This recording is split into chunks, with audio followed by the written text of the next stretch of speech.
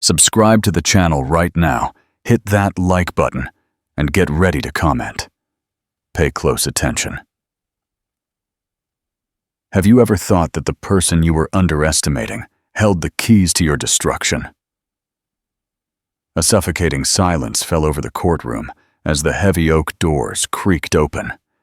Everyone expected to see a broken woman, a poor, abandoned wife begging for mercy. Instead, Elena Sterling walked in, holding the hands of two identical toddlers, wearing a dress that had clearly seen better days, while her husband's mistress, Crystal, giggled from the front row, dripping in diamonds. They thought this hearing was a formality. They thought Elena was just a waitress Damon had plucked from obscurity. But when Judge Oliver finally looked up from the sealed envelope on his desk, there was no pity on his face, only horror. The secret he was about to read wouldn't just destroy a marriage, it would annihilate an entire empire. The interior of the New York Supreme Court smelled of floor wax and expensive cologne. It was a scent familiar to Damon Sterling. It was the scent of victory. Damon adjusted the cuffs of his bespoke Italian suit, glancing at the gold Rolex on his wrist. 9:05 a.m. His wife, soon-to-be ex-wife, was late. A smirk played on his lips. This was typical of Elena. Disorganized, flustered, permanently smelling of baby powder and cheap laundry detergent. She didn't belong in a room like this. She didn't belong in his world. Beside him, Crystal Lane crossed her long, tanned legs. She was the polar opposite of Elena. Crystal was sharp, glowing, and predatory. She wore a white pencil skirt suit that cost more than Elena's entire wardrobe, her blonde hair styled in a perfectly sleek bob. She placed a manicured hand possessively on Damon's arm, tracing her fingers over the fabric of his jacket.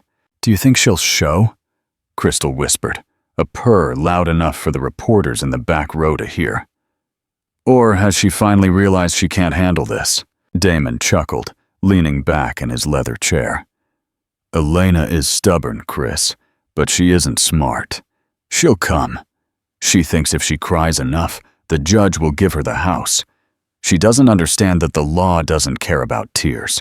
It cares about contracts." He tapped the thick folder in front of him. The prenuptial agreement. Bulletproof. Ironclad. Or at least, that's what his lawyer, Arthur P. Vance, had assured him. Arthur was currently sorting documents with the precision of a surgeon preparing to amputate a limb. He was the most expensive divorce attorney in Manhattan, a man who never lost. "Don't worry, babe," Damon added, patting Crystal's hand.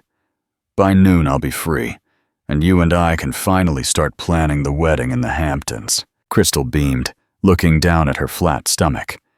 "And our little heir will have a real name, not the baggage she carries around." She meant the twins, Leo and Mia. Damon felt a flicker of annoyance at the mention of them. They were 3 years old. They were loud, messy, and needy. He had never really wanted children. Elena had insisted. He felt she had trapped him. When they met, she was waitressing at a diner near his first office in Brooklyn. Her simplicity, her lack of pretense, had charmed him. But 5 years later, simplicity had turned into embarrassment, and lack of pretense into something shameful.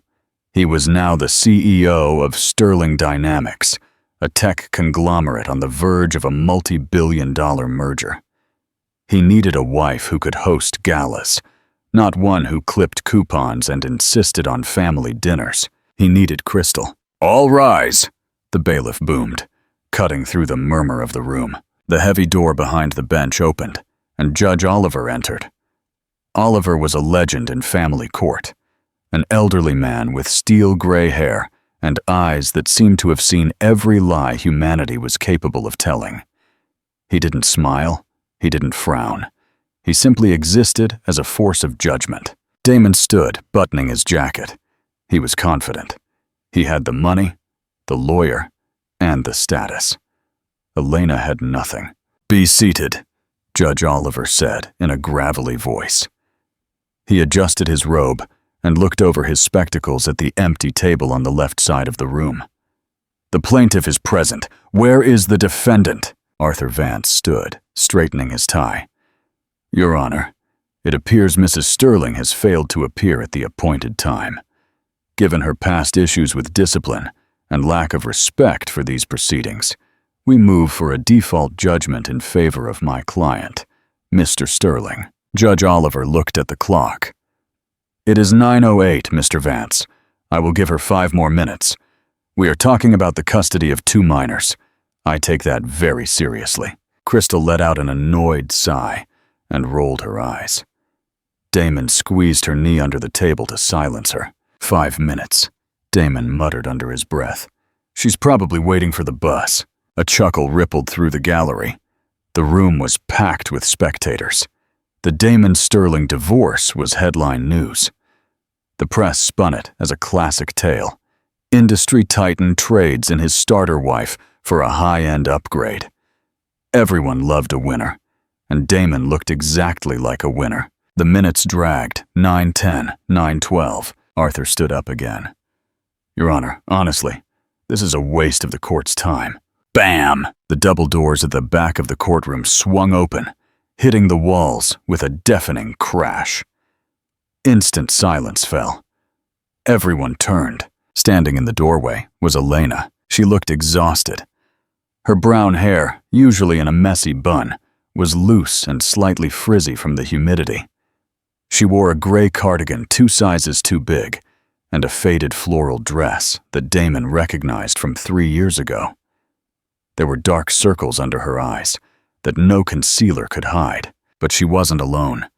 Holding her left hand was Leo, and her right, Mia. The twins were dressed impeccably, a sharp contrast to their mother. Leo was in a tiny navy suit, and Mia in a white dress with a blue ribbon. They looked like porcelain dolls, clutching their mother's hands as if she were their only anchor in a storm. Elena didn't look at the cameras. She didn't look at the gallery. Her gaze was locked on Damon.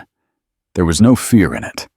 There was only a cold, hard resolve he had never seen before. "I'm here," Elena said, her voice steady, echoing in the quiet room. "And I brought the children because they need to see this." "You brought the children to a courtroom?" Crystal blurted out, breaking the stunned silence. She laughed a sharp, staccato laugh. "God, Damon, she has absolutely no class. Who drags toddlers to a divorce hearing?" "Order!" barked Judge Oliver, banging his gavel. His eyes narrowed as he looked at Crystal.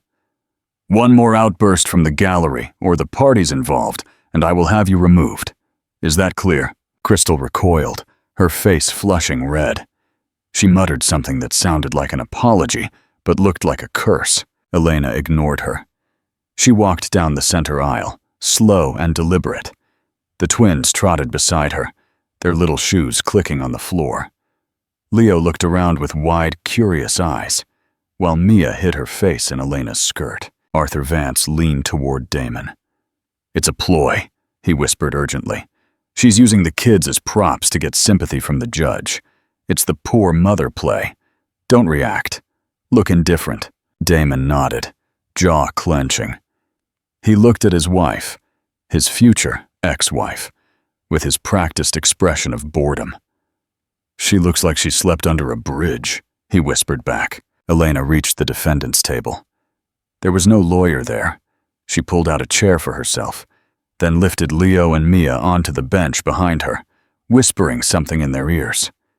She handed them a small tablet to keep them quiet. "Mrs. Sterling," Judge Oliver said, adjusting his glasses. "You are late, and you have no counsel. Where is your attorney?" Elena stood. She seemed small in the massive room, surrounded by wood paneling and men in expensive suits. She placed a worn canvas tote bag on the table. "I have no attorney, Your Honor," Elena said. Her voice was quiet but clear. "I couldn't afford one. 3 weeks ago, Damon froze my accounts." A murmur of disapproval rippled through the crowd. Damon clenched his fist. It was true. But it was standard procedure, wasn't it? Arthur Vance jumped up. "Objection. Mr. Sterling secured marital assets to prevent dissipation. We offered Mrs. Sterling a generous allowance, which she refused. Allowance? Elena turned to Arthur, her eyes flashing. You offered me $500 a week to feed 2 children and pay rent in New York City after Damon kicked us out of our home. You left voluntarily, Damon interrupted, unable to stop himself. I left because you moved her in. Elena pointed a trembling finger at Crystal. I was at the grocery store. I came back, and her bags were in the hallway, and she was sitting in my kitchen, drinking my tea. That is enough. Judge Oliver banged the gavel again. This is not a soap opera. We will stick to the facts. Mr. Vance, you are filing for divorce on grounds of irreconcilable differences. Is that correct? Yes, Your Honor, Arthur replied, smoothing his jacket. And we are moving to enforce the prenuptial agreement signed 5 years ago. It clearly states that in the event of a divorce, Mrs. Sterling receives a flat settlement of $50,000 and waives all rights to alimony and any claim on Sterling Dynamics. Crystal snickered, whispering to Damon, 50 grand. That won't even cover tomorrow's shopping spree. Arthur continued pacing the room. Furthermore, we are filing a motion for full custody of the minors, Leo and Mia Sterling. We believe Mrs. Sterling is financially unstable and emotionally incapable of raising children of this age. Mr. Sterling can provide the best schools, nannies, and living conditions. Mrs. Sterling is currently living in a studio apartment in Queens. It is hardly a suitable environment. Elena stood there, taking the blows. She didn't interrupt. She just listened as Arthur painted a picture of her as a pathetic, parasitic failure. He mentioned her lack of a college degree.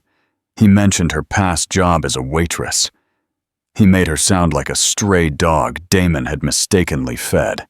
When Arthur finally sat down, looking smugly at Elena, the judge turned to her. Mrs. Sterling, Oliver said, you have heard the motion. You signed the prenuptial agreement. Is there any reason why this court should not enforce it? Elena took a deep breath. She reached into her canvas bag. Her hands shook slightly, but she pulled out a single, thick envelope. It wasn't a legal document drafted by a lawyer. It was a brown manila envelope, sealed with red tape. I signed the prenup, yes, Elena said, because I loved him. I didn't care about the money. She looked at Damon. For a moment, Damon felt a prick of guilt. No, it was pity.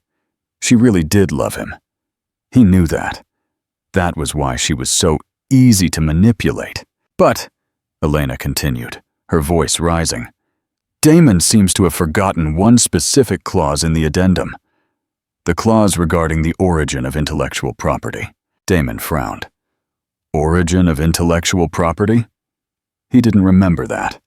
The prenup was standard. And, Elena said, placing the envelope on the judge's bench, he seems to have forgotten who I was before I was a waitress. Crystal laughed out loud. Who were you? You were nobody. You wiped tables. Elena turned to Crystal and smiled for the first time. It wasn't a nice smile. It was the smile of a wolf that had just cornered a rabbit. I was hiding, Crystal, Elena said softly. I was taking a break from the life you spend every waking minute trying to fake. Judge Oliver picked up the envelope Elena had placed on his desk. He opened it. He pulled out a stack of documents. He read the first page, and his eyebrows shot up. He turned to the second page. His eyes widened. He looked from the paper to Elena, and then to Damon. The judge's face went pale. He took a sip of water. His hand trembled slightly. Mr. Vance, Judge Oliver said, in an unusually high voice, did you read the entire prenuptial agreement, specifically Appendix C? I assumed it was standard boilerplate, Your Honor, Arthur stammered. Mr. Sterling drafted the initial terms himself before hiring my firm. Judge Oliver looked at Damon. Mr. Sterling, this document, these patent numbers. The judge paused, watching the twins playing quietly with their tablet. Do you know whose names are on the original patents for the algorithm that runs the core of Sterling Dynamics? Damon scoffed, Mine. Obviously, I wrote the code. No, Elena interjected. You wrote the interface, Damon. The code, the deep learning core, that was written by E.M. Elena Miller, Damon said, rolling his eyes. My wife's maiden name. I put her initials on it as a romantic gesture. It means nothing. It means everything, said Judge Oliver. His voice dropped to a whisper that echoed like thunder. Because according to this trust deed, Elena Miller is not just a name. It is an alias. The judge looked at Elena with newfound respect, bordering on fear. Ms. Sterling, the judge asked. Or perhaps I should say, Ms. Roman. Dead silence filled the room. Damon froze. Roman. In the tech world, that name was a myth. The Roman family owned the infrastructure of half the internet. They were old money, hidden money. Trillions, not billions. Ms. Roman, Elena corrected.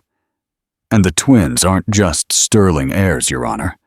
They are the sole beneficiaries of the global Roman fortune.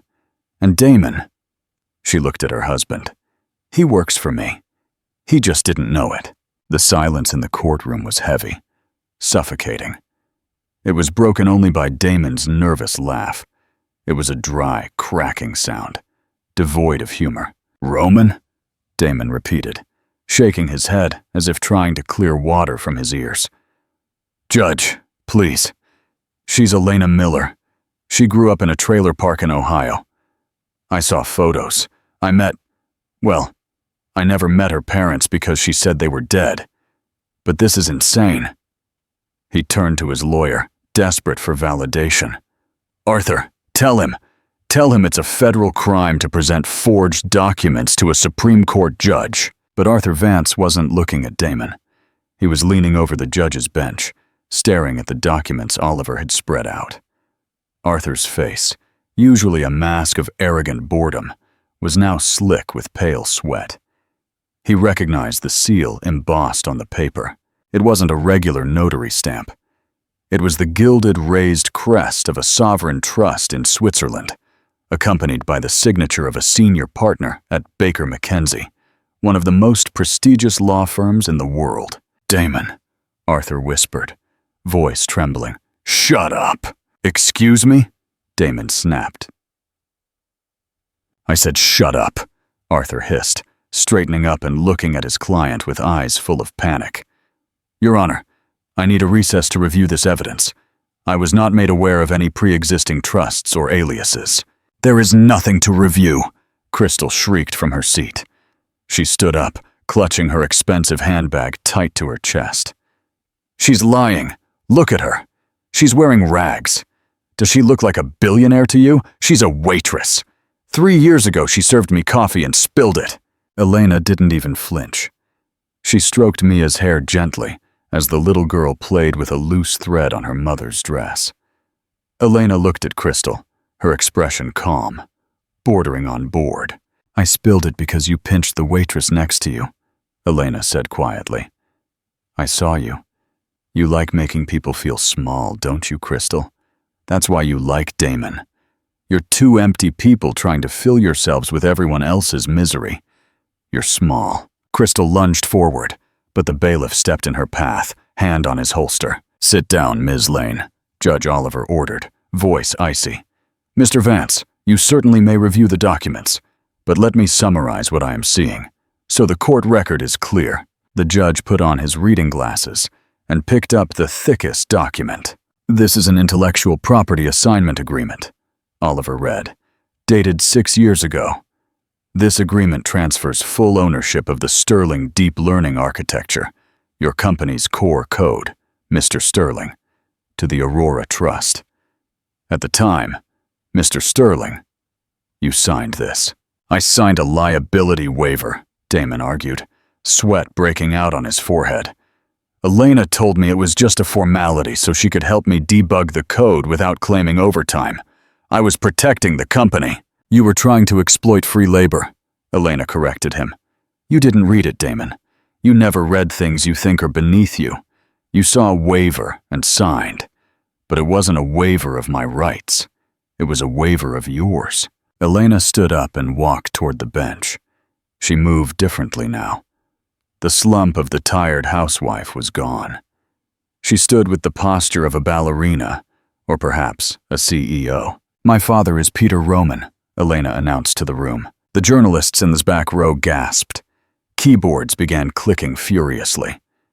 Peter Roman was a ghost in the financial world, an industrialist who had quietly bought up half the fiber optic networks in Europe before disappearing in the late 90s. "I ran away when I was 19, Elena continued. "I hated the money. I hated the fake friends, the bodyguards, the paranoia. I wanted to see if I could make it on my own. I changed my name. I worked in diners. I lived in tenements. And then I met you, Damon." She looked at him, and for a fleeting moment her eyes softened. Pain flickered there. "I thought you were different. You were ambitious, driven. You talked about changing the world with technology. I was charmed by your passion. So, late at night, while you slept, I fixed your code. I wrote the algorithms that make Sterling Dynamics work. I handed you the keys to the kingdom, Damon. All I wanted in return was a husband who loved me." "I did love you," Damon shouted desperately. "We had good times, Elena, but you stopped trying. You got obsessed with the kids. You stopped coming to events." "I stopped coming to events because I realized they were just platforms for your ego," Elena said. "And when I got pregnant with the twins, I saw how you looked at my stomach. You didn't see children. You saw expenses. You saw distractions. So you trapped me." Damon pointed a shaking finger at her. "You hid your money to test me. That's entrapment. That's fraud." "Wealth isn't fraud, Mr. Sterling," Judge Oliver remarked dryly. "But listing assets on a divorce petition that you do not own, that is fraud." The judge held up a sheet of paper. "According to this trust, Sterling Dynamics is a subsidiary fully owned by the Aurora Trust. Damon Sterling is listed as an acting CEO, and his contract is terminable at will." Oliver looked at Damon over his glasses. "You don't own the company, son. You're an employee, and according to the performance review attached to this file, you are currently on probation." Damon's face went gray. He slumped into his chair. "Probation?" he whispered. "For gross misuse of company funds," Elena quoted from memory. "Specifically, redirecting R&D funds into lifestyle expenses." She glanced at Crystal. "Like penthouses in Midtown and diamond necklaces from Cartier." All eyes turned to Crystal. The mistress froze, mouth slightly open. The realization crashed over her like a slow-motion train wreck.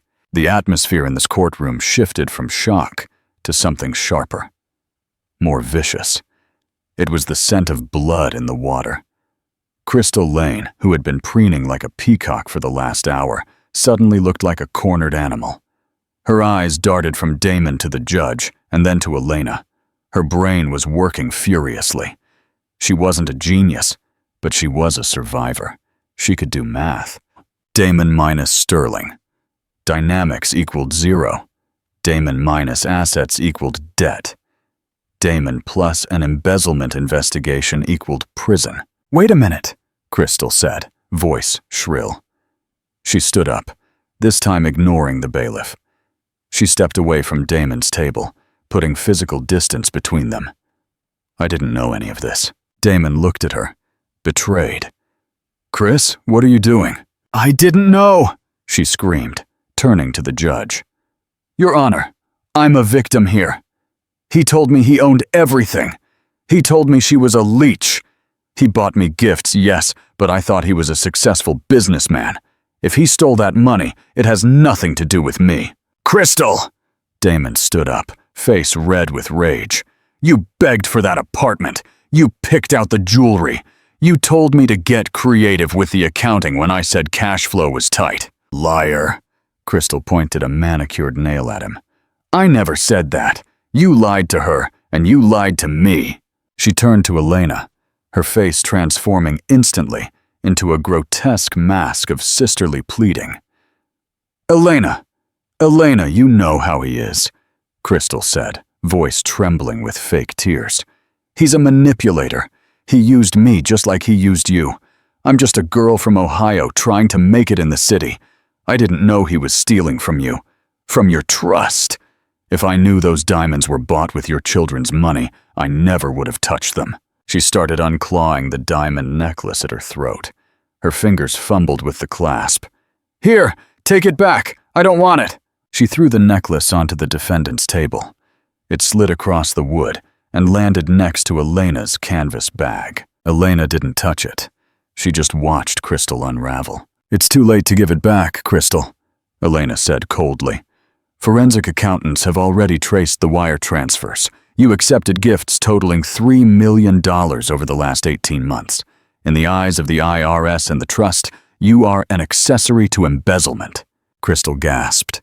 She looked at Arthur Vance. "Do something! Defend me!" Arthur was busy packing his briefcase. He snapped the locks shut. "Mr. Vance?" Damon asked, stunned.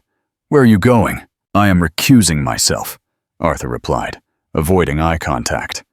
"I represent Damon Sterling, owner of Sterling Dynamics. Since that person effectively does not exist, and since my retainer was paid from a corporate account that has now been frozen by the actual owner," he glanced at Elena. "I am currently working pro bono, and I don't work pro bono." "You can't leave me." Damon grabbed Arthur's sleeve. Arthur shook him off with a look of distaste.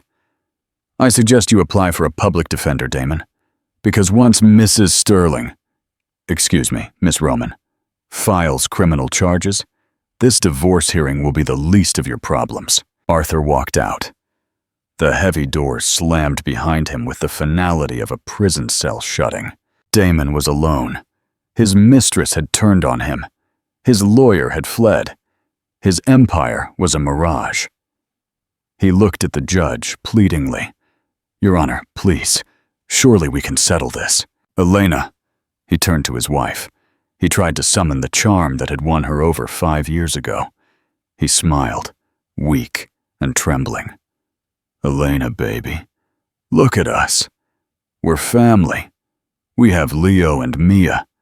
You don't want to put the father of your children in jail. Think of the twins." Elena looked at the twins. Leo was drawing on the tablet. Mia was asleep with her head on Elena's lap. "I am thinking of them," Elena said. "That's why I'm doing this." She reached into the envelope again and pulled out one final document. "There is one more twist, Damon," she said. "One more secret you didn't know." Judge Oliver leaned in. "Go on, Ms. Roman." "The trust isn't just for the company," Elena explained. "My father, Peter, was a paranoid man. He put an inheritance clause in the deed. It states that if I marry, my spouse has a 5-year vesting period. If, after 5 years, the marriage remains intact and faithful, the spouse is granted 50% of the controlling interest in the assets." Damon's eyes widened. 5 years. Today is our 5th anniversary. "Exactly," Elena said. "If you had waited one more day, if you hadn't filed for divorce, if you hadn't cheated, you would legally own half of a $4 billion fortune. You would be richer than God, Damon." Damon felt his knees buckle. He grabbed the table to stay upright. He had been 24 hours away from everything he ever wanted, and he had thrown it away for Crystal Lane and a pencil skirt. "But," Elena continued, her voice sharper than a blade, "because you filed for divorce before the vesting period expired, and because I have proof of infidelity." "Proof?" Crystal squeaked. Elena reached into her bag and pulled out a small USB drive. "Nanny cam," she said simply. "You thought I fired the nanny because she was stealing?" "No. I sent her away so I could install the cameras. I have video of you and Crystal in my bed, Damon, discussing how you were going to kick the frump to the curb as soon as you took the company public." She tossed the USB drive to the judge. "Because of the infidelity clause," Elena finished, "Damon is not only disqualified from the trust, but he is subject to a bad faith penalty. He owes the trust every single cent he spent during the marriage that wasn't for sole family benefit." Judge Oliver did the mental math. "Mr. Sterling," he said gravely. It appears you aren't just bankrupt. You owe your wife approximately $12 million. Damon made a sound like a wounded animal. He looked at Crystal, who was now sobbing into her hands, mascara ruined. He looked at Elena, who was as still as a mountain. You ruined me, Damon whispered. You planned this. You let me dig my own grave. I handed you the shovel, Elena said. You're the one who kept digging. Suddenly the doors opened again. But this time, it wasn't a lawyer. 2 men in dark suits entered the room. They wore earpieces and moved with military precision. They weren't police. They were private contractors. But walking behind them was a man in a trench coat flashing a badge. FBI, the man announced. We have a warrant for Damon Sterling and Crystal Lane. What? Crystal shrieked. Why me? Corporate espionage and wire fraud, the agent replied. It seems last week you two tried to sell the Sterling Dynamics algorithm to a Chinese competitor. We've been tracking your emails. Damon's jaw dropped. He looked at Crystal. You sent those emails. You told me to. You said we needed money for the wedding, Crystal screamed. I said find money, not sell the code. That's enough, the agent said, pulling out handcuffs. As the agents moved in, Elena stood up. She picked up Leo and woke up Mia. She didn't look back at her husband as he was pressed against the wall and cuffed. She didn't watch the mistress being dragged out, kicking and screaming. She looked at Judge Oliver. May we go now, Your Honor? She asked. It's nap time. Judge Oliver watched the chaos unfolding in his courtroom. The arrest, the ruined tycoon, the screaming mistress. Then he looked at the woman standing in the eye of the storm, holding her children. He smiled, a genuine, warm smile. Case dismissed, Oliver said, banging the gavel. Go home, Ms. Roman. But as Elena walked out of the courtroom into the blinding flashes of paparazzi cameras, she realized the story wasn't over. Damon was going to prison, yes, but the Roman family had enemies, and by revealing herself, Elena had just painted a target on her back. She stepped into the hallway, and a man in a black suit blocked her path. He wasn't FBI. He was a mountain of a man, with a scar running down his cheek. He looked at the twins, then at Elena. Your father sends his regards, the man said. He wants to meet his grandchildren. Elena froze. Her father was supposed to be in a coma in a Swiss clinic. That was the last she heard. My father is incapacitated, she said, pulling the children closer. The man smiled, and it was so cold it froze the blood in her veins. Miracles happen, Elena, he said. The car is waiting. The black SUV smelled of lemon leather and stale cigarette smoke.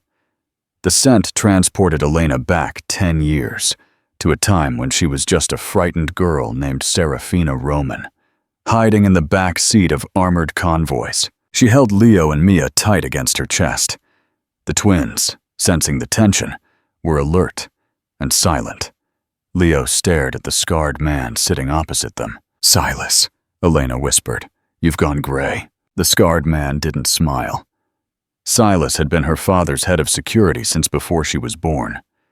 He was a machine in a suit, efficient, lethal, and loyal to only one man. Time comes for us all, Ms. Elena, Silas grumbled. He tapped the window partition. Drive. Where are we going? Elena demanded, fear starting to turn into anger. The court reporters saw me get into this car. You can't just disappear me. We aren't disappearing you, Silas said, watching the tinted window as the cityscape began to fade away. We're going home, to the estate in Greenwich. He's waiting. He's in a coma, Elena insisted, though a cold knot was tightening in her stomach. I saw the medical reports. Massive stroke, vegetative state. Silas finally looked at her. There was zero pity in his eyes. Mr. Roman pays very good doctors to tell the world exactly what he wants them to hear. A coma is a convenient way to see who your real friends are, and to see which of your enemies get careless. Elena felt the blood drain from her face. It was a test. With him, it was always a test. The drive took an hour. They pulled up to wrought iron gates that looked more like the entrance to a fortress than a home. The Roman estate was a sprawling Gothic mansion sitting on the edge of the Long Island Sound. The water was choppy gray, matching the turbulent beating of Elena's heart. Silas opened the door. "Leave the bags. Bring the kids." Elena stepped out into the cool air. She hoisted Mia onto her hip and took Leo's hand. They walked up the marble steps, flanked by silent guards who looked more like mercenaries. The double doors opened. The foyer was exactly as she remembered. Cold, vast, filled with priceless art that seemed to watch her. "Library?" Silas pointed. Elena walked to the end of the hall. The library doors were heavy mahogany. She pushed them open. The room was dim, lit only by the crackle of a fire in the massive stone hearth.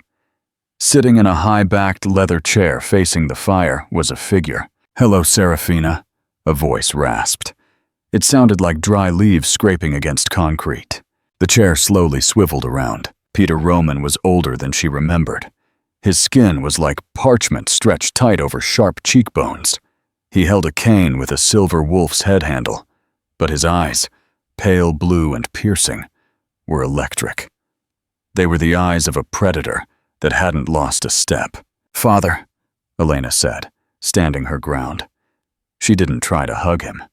He wasn't a hugging man. Peter didn't look at her. His gaze dropped immediately to the children. He studied them with clinical detachment, like a jeweler inspecting raw diamonds for flaws. "Identical," Peter muttered. "Good genes, strong jawlines. They look the part." "They have names," Elena snapped. "Leo and Mia." "Pedestrian names," Peter scoffed. "Names for shopkeepers and clerks. We'll change them. Something dynastic. Perhaps Alexander and Catherine." Elena stepped back, shielding the twins with her body. "You aren't changing anything. We aren't staying. I just wanted to look you in the eye and tell you I don't want your money. I exposed Damon. I reclaimed the company. And now I'm going to sell it. I'm taking the cash and disappearing again." Peter threw his head back and laughed. It was a terrifying sound. "Sell it?" He shook his head, looking at her with mock disappointment. "Are you still thinking small, girl? You think you defeated Damon Sterling? Damon was a mosquito. I let him marry you." Elena's breath hitched. "What?" "I knew where you were the whole time," Peter said, rolling his wheelchair closer. "I knew you were waitressing in that diner. I knew Sterling was courting you. I ran a background check on him before he bought you your first cheap drink." You let me marry a con man?" "I let you marry a weak man," Peter corrected. "Because I needed to know if you were weak too. I needed to see if 5 years of domestic drudgery would break you, if you would turn into a soft, pathetic housewife." He leaned forward, his face inches from hers. "But today you surprised me. You didn't just leave him. You destroyed him. You used the trust. You weaponized the legal system. It was ruthless, Serafina. It was Roman. I did it to protect my children," Elena hissed. "And that is why you are here," Peter said, voice dropping to a whisper. "I am dying, Serafina. For real this time. The doctors give me 6 months. The Empire needs a regent. I thought I would have to skip a generation and train the twins myself. But perhaps you are salvageable." He pressed a button on the arm of his chair. The library doors slammed shut with a heavy metallic thud. "But the children stay," Peter declared. "They grow up here. They get educated here. No public school. No processed garbage food. They are royalty and they will be raised in the castle." "No," Elena said. "That wasn't a request," Peter said calmly. "You are currently wanted for questioning regarding the disappearance of sensitive data from the Sterling server. Data the FBI is very interested in. Silas can have agents here in 10 minutes. You go to prison for corporate espionage, and I get custody. Or you stay. You take your place at my right hand, and we raise them together." He smiled. "Checkmate, darling." The fire crackled, casting long, dancing shadows on the walls of the library. Leo whimpered, burying his face in Elena's skirt. That sound, the sound of her son's fear, snapped something inside Elena. She looked at her father. He sat there like a king on a throne, certain of his victory. He had played this game for 40 years. He toppled governments and bankrupted economies. He thought he was playing chess with a novice. But he forgot one thing. For the last 5 years, Elena hadn't just been a waitress. She had been a coder. And before that, she had been his daughter. She knew how the machine worked because she had helped build the encryption that protected it. Elena gently detached Leo from her leg.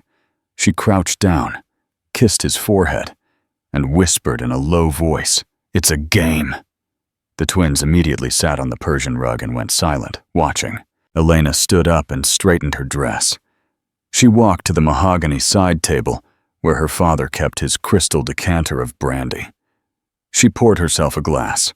Her hand was perfectly steady. "You think you have leverage, father?" Elena said, taking a sip. The brandy burned, grounding her. "You're trapped. You think because you control the lawyers and the judges, you own me." "Ideal in reality, Serafina," Peter said, watching her with amusement.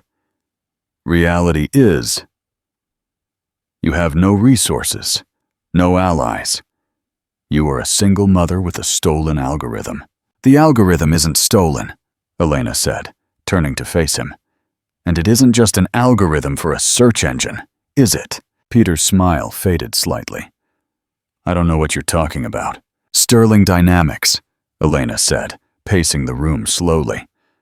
"On the surface, it's consumer tech, data mining for ads. But the deep learning core?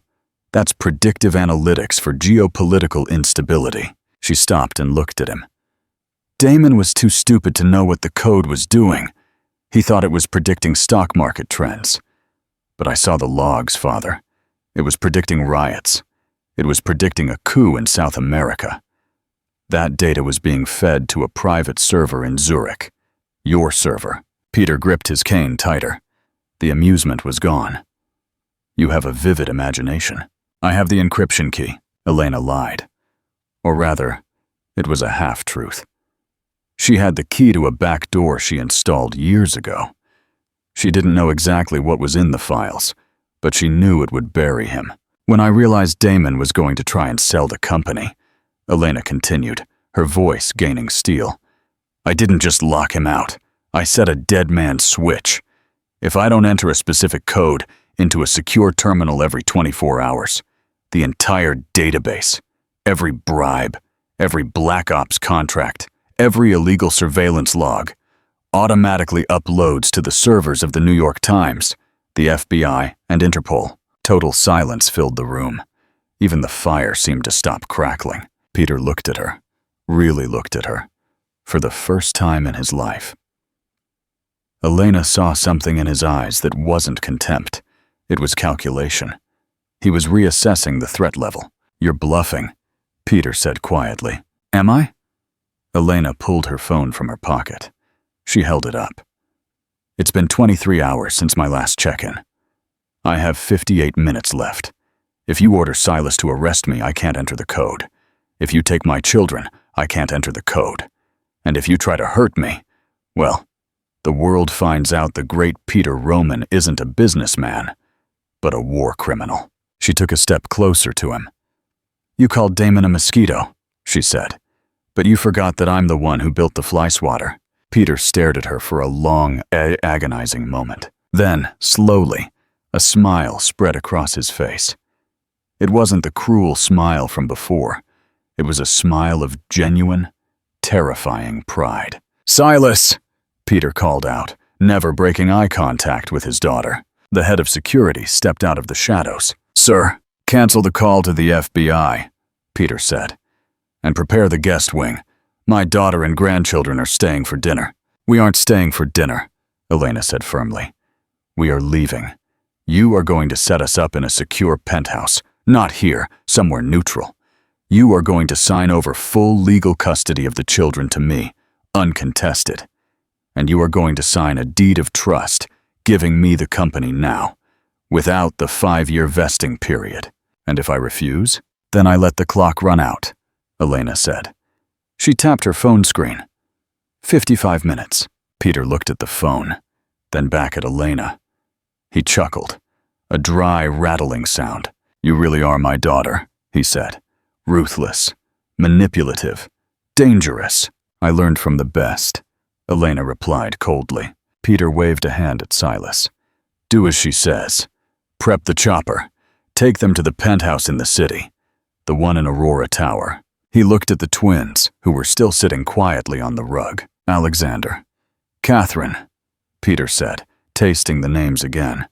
They will be formidable. Leo and Mia, Elena corrected sharply. And they will be decent human beings, unlike us. We'll see, Peter murmured. All right, you win this round, Serafina. But remember, wearing the crown is easy. Keeping it on your head while everyone tries to slit your throat? That is the hard part. I'm not afraid of you anymore, Elena said, picking up the twins. And I'm not Serafina. My name is Elena Sterling, and I'm done running. She turned and walked to the door. Silas opened it for her, stepping aside with newfound deference. As she walked down the hall, clutching her children, Elena's legs felt like jelly. She was shaking. It was a bluff. There was no dead man switch. There was no automatic upload to Interpol. She had just outconned the most dangerous man in the world with a stone-cold face. But as she stepped out into the night air, the wind whipping her hair, she knew her father was right about one thing. This wasn't the end. Damon was gone, but she was now a player on a much larger board. She had the money. She had the power. And she had the target on her back. She strapped the kids into the waiting helicopter. As the blades began to spin, lifting them above the dark Gothic estate, Elena looked down at the lights of New York City in the distance. She had her freedom. She had her children. But the game was just beginning. 6 months later, the view from the 45th floor of Aurora Tower was breathtaking. Central Park looked like a green patch on a gray quilt, the cars below just specks of dust. Elena stood by the floor-to-ceiling window, sipping an espresso. She wasn't wearing a faded floral dress anymore. She wore a tailored black blazer, sharp trousers, and stilettos that clicked with authority on the marble floor. Miss Roman? Elena turned. Her assistant, a young man named David, stood in the doorway looking nervous. It's just Elena, David, she corrected him gently, though the steel in her eyes remained. What is it? The board is waiting, David said. And there's a letter from the correctional facility in upstate New York. Elena's expression didn't change. She walked to her desk, a massive slab of obsidian that used to belong to Damon. She took the letter. The handwriting on the envelope was jagged, desperate. Damon Sterling. She didn't open it. The news had broken 3 months ago. Damon had pleaded guilty to wire fraud and embezzlement to avoid the espionage charges. He was serving 8 years. Crystal had turned state's witness to save her own skin and got probation and community service. But her social standing was incinerated. Last Elena heard, Crystal was working retail in New Jersey, trying to pay off legal debts. Elena opened her desk drawer and dropped the unopened letter inside, right next to the others. Indifference, she had learned, was a far harsher punishment than anger. Burn it, she said, closing the drawer. And tell the board I'll be there in 5 minutes. I'm bringing the children. The children, ma'am. Yes, Elena smiled, but it didn't reach her eyes. It's bring your child to work day, and they need to learn how the company works. After all, they own it. She walked into the private nursery she had built adjoining her office. Leo and Mia were sitting on a plush rug, staring intently at a low table. Knight to F3, Leo muttered, moving a wooden piece. Pawn takes knight, Mia countered, her small hand knocking his piece over. Elena watched them for a moment, pride and fear warring in her chest. They were learning fast. Too fast. On the table between them was a chess set. Not just any set. It was hand-carved ivory and ebony, a gift delivered yesterday by courier. No card, just a note with a wax seal of a wolf's head. For the new players, the gift was from her father. Peter was keeping his distance, staying in his fortress in Greenwich, but he was watching. He knew her dead man's switch bluff was a lie, or at least he suspected it. But he also knew that in the last 6 months, Elena had actually built the leverage she claimed to have. She had cleaned house, fired Damon's cronies, and actually secured the encrypted files. She wasn't hiding anymore. She was the queen on the board, protecting her 2 pawns until they could become kings and queens themselves. "Mama!" Leo looked up, beaming. "I'm winning." "Only because I let you," Mia argued. Elena knelt down, fixing Mia's hair. "The game isn't about winning fast, Leo. It's about staying in the game the longest. Come on, jackets on. We have a meeting." "Eat with the boring men in suits?" Mia asked, scrunching her nose. "Yes," Elena said, standing up and holding a hand out to each of them. "But remember what I told you. They work for us. Never let them see you scared. Never let them see you tired." She walked them out of the nursery, through the executive suite, and toward the boardroom. As the double doors opened, the room full of older, wealthy men fell silent. They stood in unison, buttoning their jackets, eyes fixed on her with respect. Respect born of fear. Elena walked to the head of the table. She sat down, pulling Leo onto her lap, while Mia took the empty chair beside her. "Gentlemen," Elena said, her voice clear and commanding, "let's begin. Today, finalize the rebranding of Sterling Dynamics. Welcome to the Aurora era." She looked at her reflection in the polished wood table. The waitress was gone. The victim was gone. In her place was a mother. And God help anyone who tried to touch her family again. Wow, what an incredible journey. From an abandoned wife in a faded dress to the CEO of a multi-billion-dollar empire, Elena proved that you should never judge a book by its cover, or a waitress by her apron. Damon and Crystal learned the hard way that when you play with fire, you don't just get burned. You lose everything. But what do you think? Did Elena go too far by hiding her identity for 5 years? Or was it the ultimate test of true love that Damon failed? And do you think her father, Peter, will really stay away? Or is he planning his next move? Share your theories in the comments below. If you enjoyed this story of justice and revenge, please hit that like button. It really helps the channel grow. Don't forget to subscribe and ring the notification bell so you never miss a new story.